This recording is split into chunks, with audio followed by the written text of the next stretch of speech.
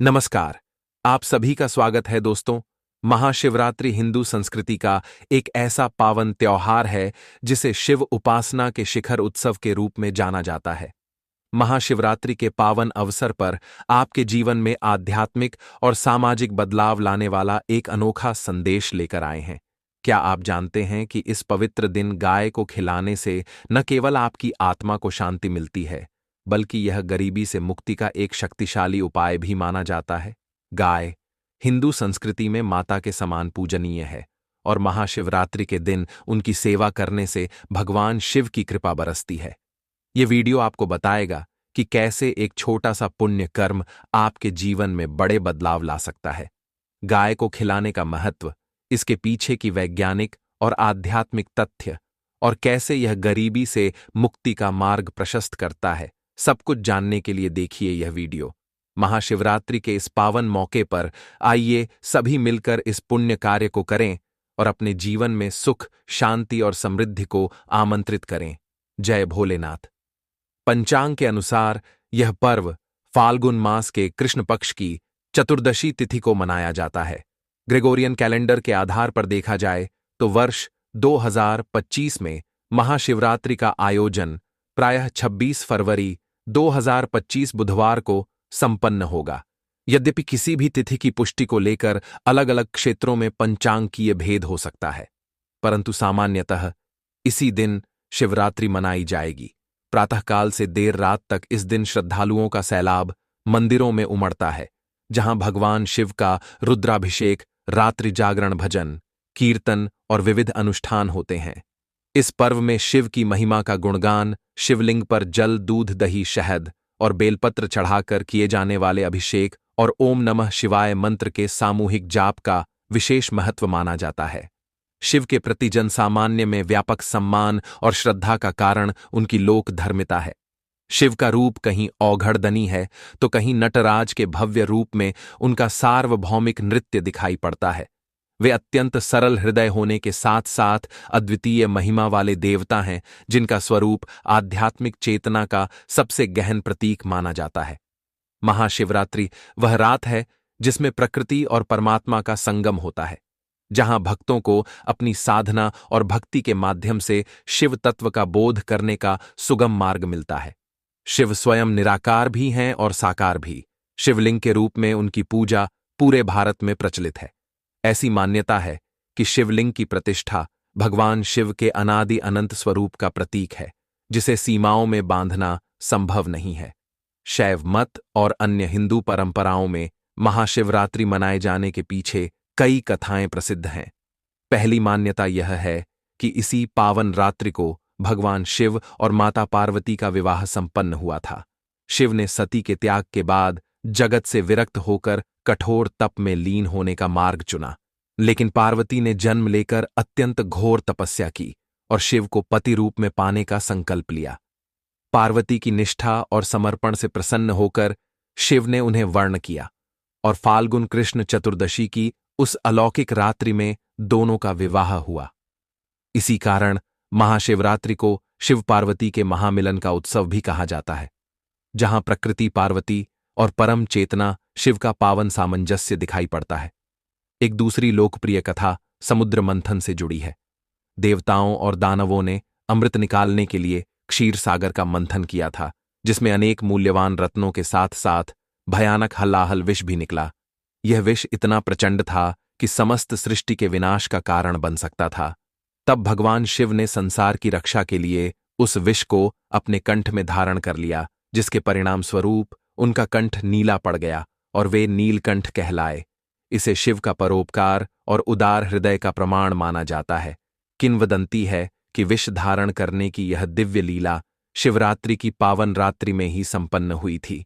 अतः इस दिन को शिव की करुणा और त्याग का स्मरण करते हुए बड़े ही आदर और भक्ति से मनाया जाता है। तीसरी धारणा यह भी है कि महाशिवरात्रि की रात को ही शिवलिंग का प्राकट्य हुआ था, अर्थात अनादि अनंत अग्नि स्तंभ के रूप में शिव ने स्वयं को प्रकट किया, जिसके ओर छोर को ब्रह्मा और विष्णु भी न देख पाए। यह प्रमाणित करता है कि शिव संपूर्ण विश्व की परम चेत है, जो किसी एक रूप में बंधे हुए नहीं है।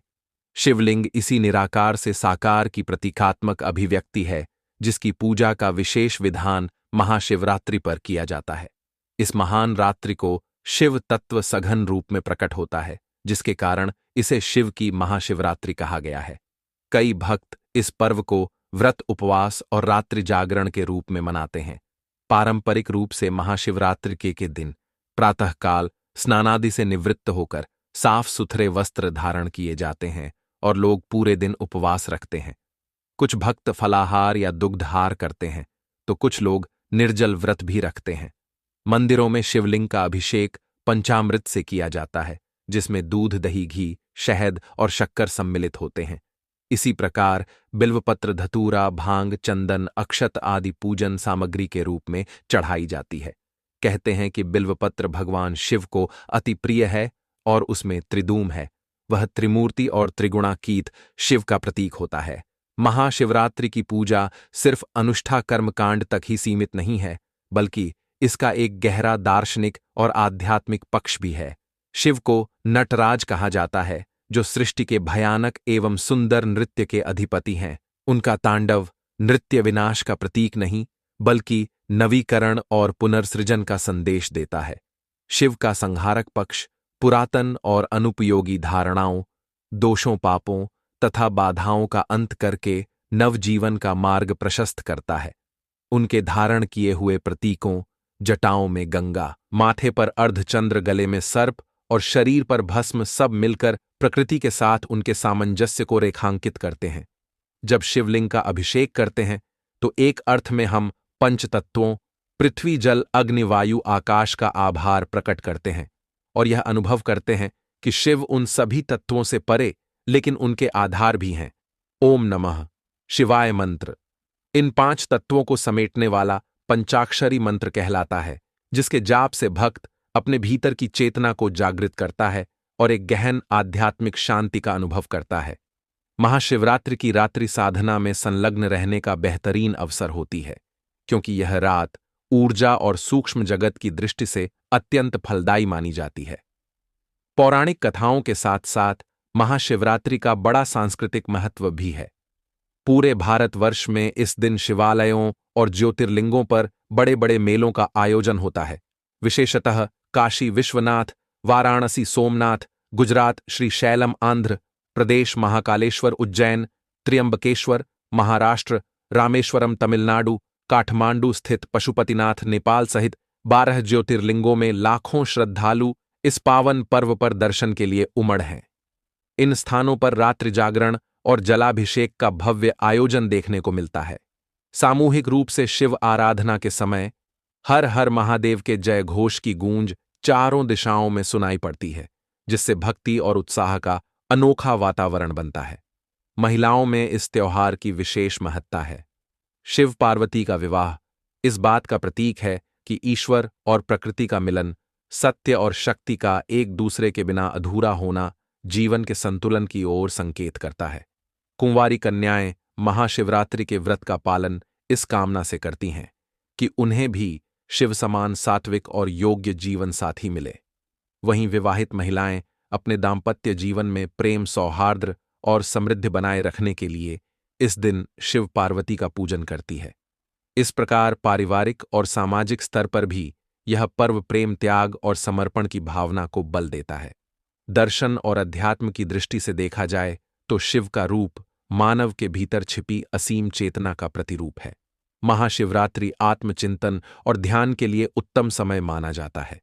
योग और तंत्र साधना करने वाले साधक इस दिन या रात को विशेष ध्यान, प्राणायाम और जाप करके अपनी कुंडलिनी शक्ति को जागृत करने का प्रयास करते हैं। शिव ध्यान में लीन होने से चित्त में निर्मलता आती है। क्रोध, लोभ, मोह जैसी नकारात्मक वृत्तियां नियंत्रित होने लगती हैं और जीवन में एक नई ऊर्जा का संचार होता है। शिव संहार से भी जुड़े हुए हैं, परंतु उनका संहार रचनात्मक होता है। वह पुरानी और अनुपयोगी योगी संरचनाओं को तोड़कर एक नए सृजन का मार्ग तैयार करता है। समुद्र मंथन की कहानी प्रतीक है कि जीवन में जब कठिनाइयां आती हैं तो हमें भागने की बजाय उनका सामना करना चाहिए।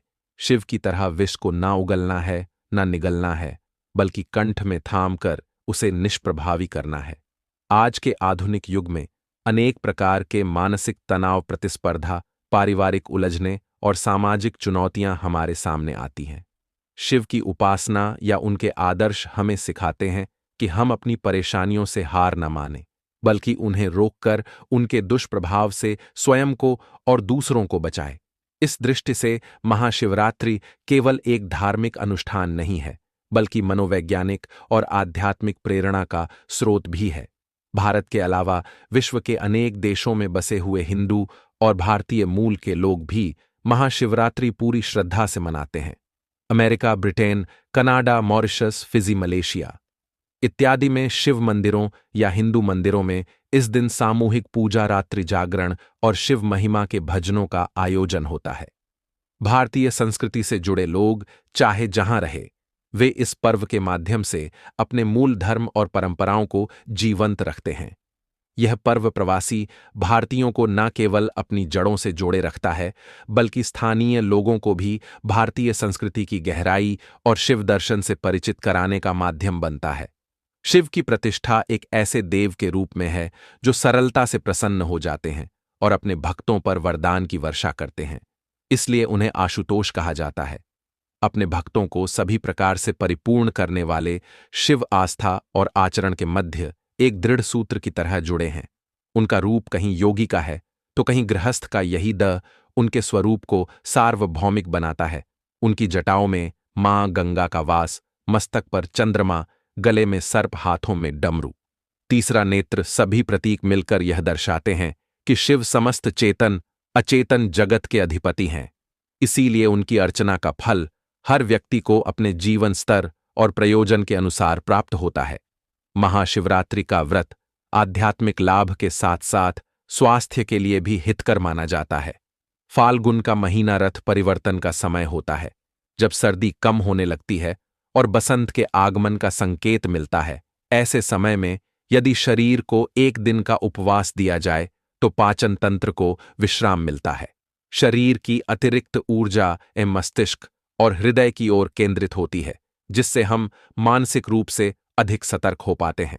यही कारण है कि इस पर्व पर रात भर जागरण और प्रातःकाल में फिर से जलाभिषेक का विधान बना है। आध्यात्मिक दृष्टि से जागरण का अर्थ सिर्फ सोने ना सोने से नहीं है, बल्कि अपने चित्त की अज्ञान निद्रा से जागना भी है। महाशिवरात्रि के दिन कुछ महत्वपूर्ण उपाय करने चाहिए। इस दिन विशेष रूप से गौ माता की सेवा करने से विशेष फल प्राप्त होता है। दोस्तों, शास्त्रों में गाय को माता कहा गया है और समस्त देवी देवता भी इनका पूजन करते हैं। गायों के 6 अंग गोबर, मूत्र, दुग्ध, दधि और घृत, यह अत्यंत पवित्र और शुद्धि के साधन भी हैं। गोबर से बिल्व वृक्ष उत्पन्न हुआ, उसमें लक्ष्मी विद्यमान है, इसलिए इसे श्री वृक्ष कहा जाता है। गोबर से ही कमल के बीज उत्पन्न हुए हैं। गोमूत्र से गुग्गुल की उत्पत्ति हुई है, जो देखने में प्रिय और सुगंध युक्त है, जो सभी देवों का आहार है, संसार में मूलभूत उत्पन्न है। घी से अमृत उत्पन्न होता है, जो देवों की तृप्ति का साधन है। गाय से ही यज्ञ प्रवृत्त होता है। गौ माता के शरीर में 33 कोटि देवी देवताओं का निवास होता है। गाय एक अत्यंत पवित्र, निर्मल, शांत, निष्पाप जीव है। ऋग्वेद में इसे संसार का पालन पोषण करने वाली कामधेनु माता कहा गया है। इसके दर्शन मात्र से मनुष्य के हजारों पाप नष्ट हो जाते हैं। इसीलिए कभी इस निष्पाप गमाता पर अत्याचार नहीं करना चाहिए। गाय को कभी मारना नहीं चाहिए और कभी उन्हें कष्ट नहीं देने चाहिए। गाय को मारना शास्त्रों में सबसे बड़ा पाप माना गया है।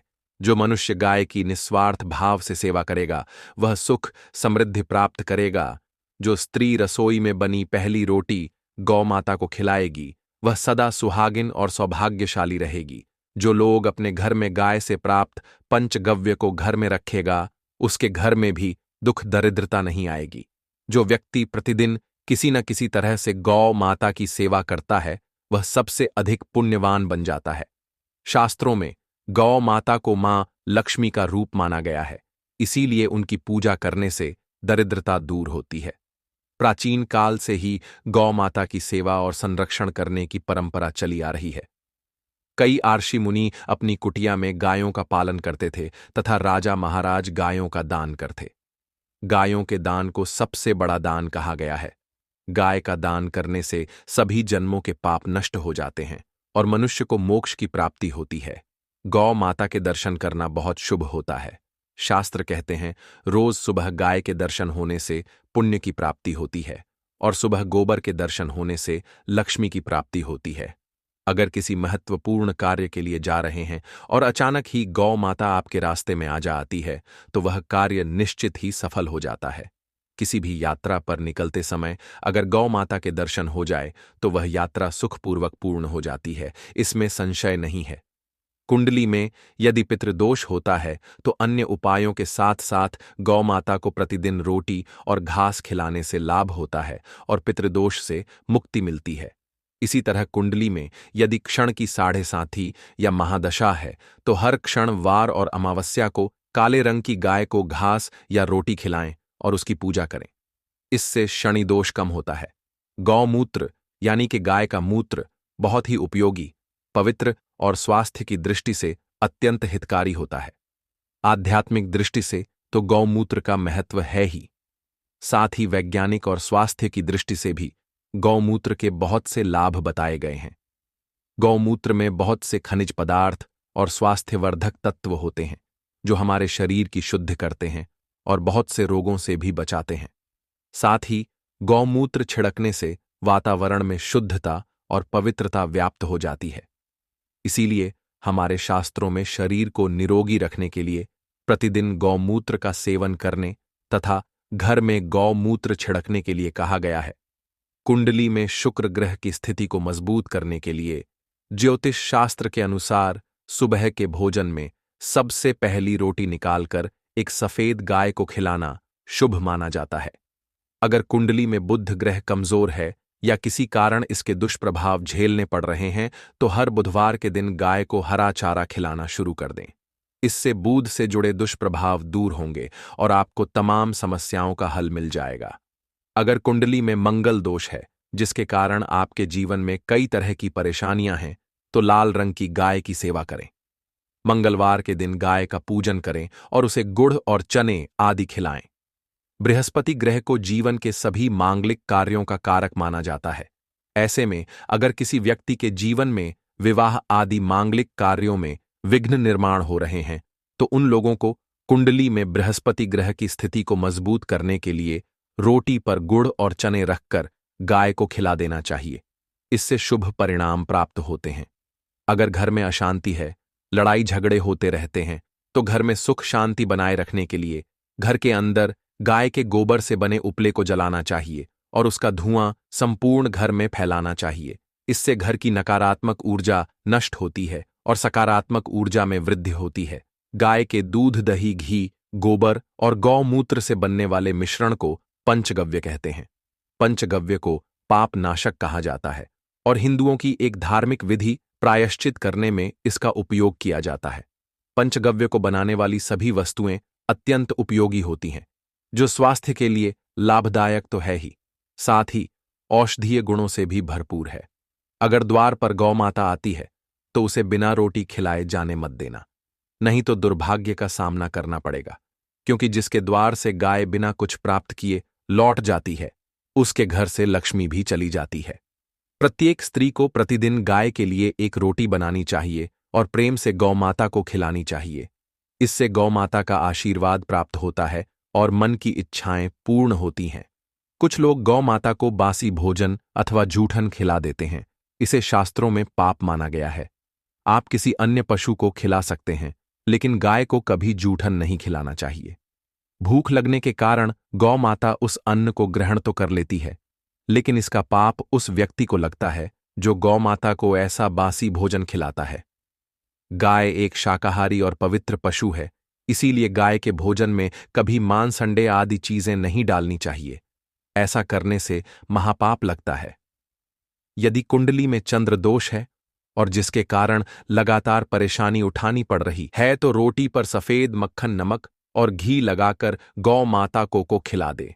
यदि क्षण दोष है तो आटे में थोड़े काले तिल मिलाकर रोटी बनाकर गौ माता को खिला दे। इससे क्षण दोष समाप्त होता है। मंगल दोष को दूर करने के लिए रोटी पर हल्दी लगाकर गाय को खिलाना चाहिए। अगर घर में धन की समस्या है तो गुरुवार के दिन गाय को केले का फल खिलाना चाहिए।